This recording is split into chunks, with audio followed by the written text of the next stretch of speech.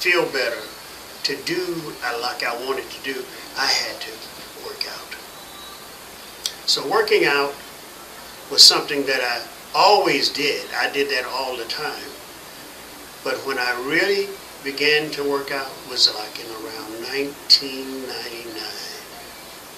I was very consistent, as I am today. And I say this here to anybody, the more you do, the better it is for you. It makes you feel better, it makes you more agile, and it'll make you look better, and it'll give you longevity too in your life. So, working out, eating right, leaving the drinking and the drugging, getting your rest, these things right here all contribute to a good life.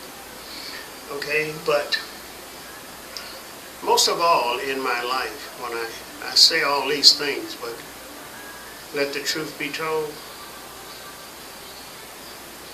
making the change, the transition from just running to giving my life to Christ. That was my change. It made the man today. I am the man I'm supposed to be. And a lot of people think that when you do that, you're cutting yourself out of something. No, you're not. You're adding to your life. You're making your life better. So today, I work out, and so long as I can get up in the morning, I'm going to keep working out. In 1996, I was driving in Ridgeland, South Carolina. There was a monsoon rain came. It was real bad.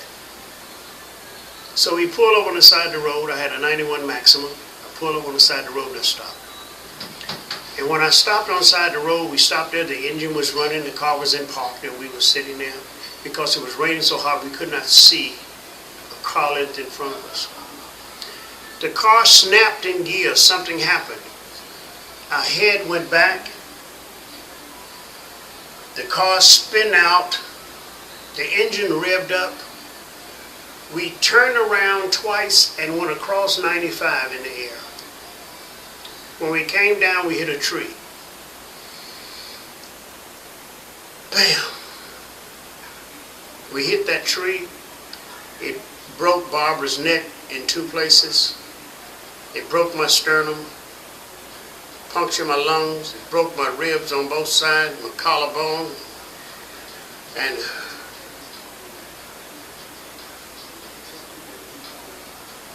they thought we were going to die. That started. That accident right there changed my whole life. Knowing that right there had happened, I thought I was finished. But I'm going to say something that I didn't tell you, that we were lying in the hospital. I was lying in the hospital when they had given me up to die. 2 angels came in my room. 2. They made a. He asked me that morning when he walked in. He says, "Brother Massey, how do you feel?" I says, don't feel too good. Now I thought this, in my mind, I'm thinking it was my pastor, who was H.B.J. Hicks at Metropolitan Baptist Church. He was in D.C., but I was in Ridgeland, South Carolina. So when this happened, I'm talking to this cloud that I could see in my mind. I hope you can follow me, because I'm talking to this cloud that I seen in my mind. But it was a person there that I could see, that I thought. At least I knew I could hear the voice.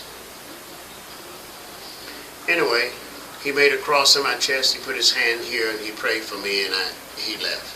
The doctor came back in. When the doctor came in, I had fell asleep. I was in IC. The doctor came in and I was sitting up and the doctor said, "Mr. Massey, how do you feel?" I said, "I feel great." Why? He says, what happened? He's looking at my chart, and I said, well, my pastor just left. Didn't you just see him? He just walked out the door. He says, I didn't see nobody. Anyway, I went on and on about somebody being there.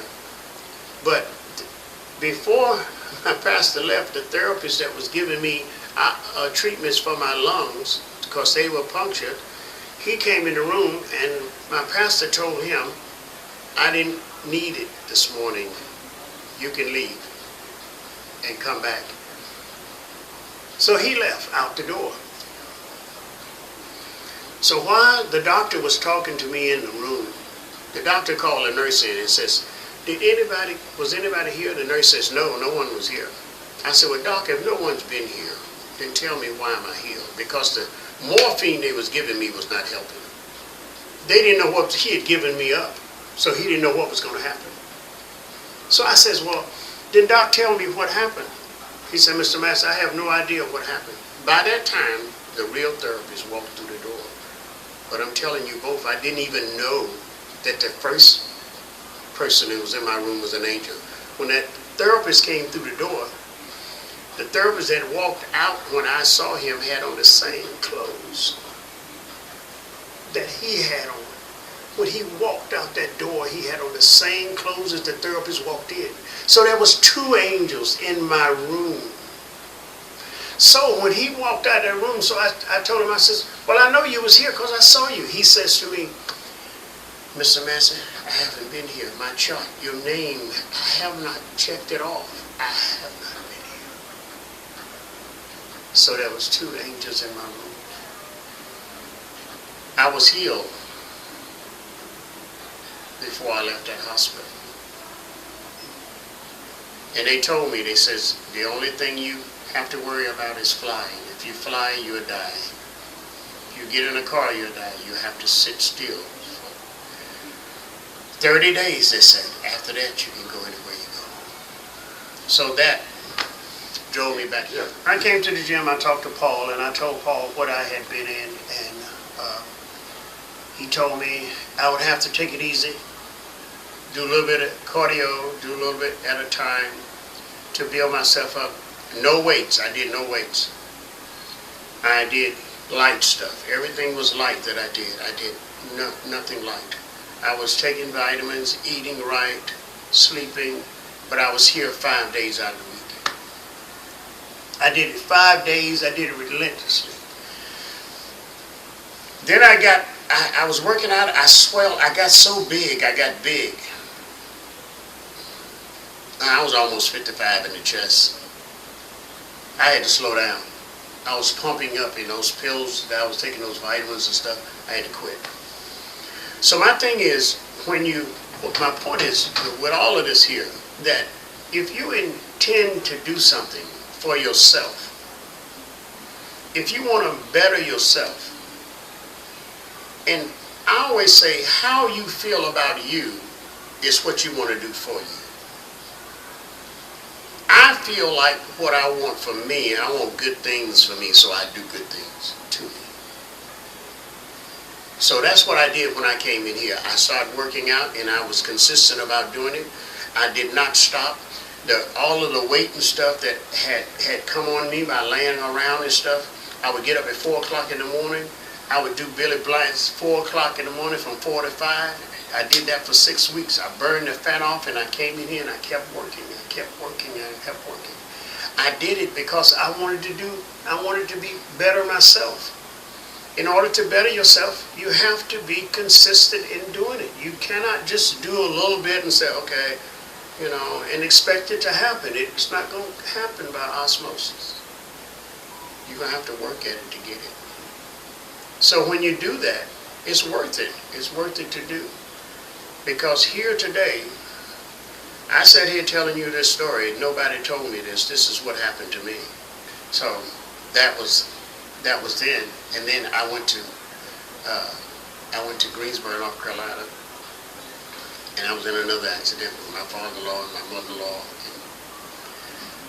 Again, her head was decapitated. My father-in-law was in a 125-pound cast because this guy hit us doing 100. They clocked him at 120. He knocked us almost a block. racing for $50. Killed 2 people. So, it put me right back. But that didn't change my mind. I knew where I was, and I knew I could get back. So, by the grace of God, that's what happened. I got back. So today I work out 3, sometimes 4 days out of the week. I put 2 days, 2 hours in a day, sometimes 3. And I'm loving it. Okay, so that's about me, really. I just like doing the best that I can do for myself. Out of all of the flaws and the bad things that had happened to me in my life, it didn't stop me from trying to make it better for myself. Because anything that you do in your life and you want to change on a positive side, if you really want to change, you can do it. And trust me, God will help you to make that transition. And your life will become better. You will look better. You will feel better. So be good to yourself. How old are you, Mr. Massey? I'm 71. I'll be 72 December the 12th. I was born 12/12/40. Thank you very much, sir. You're welcome.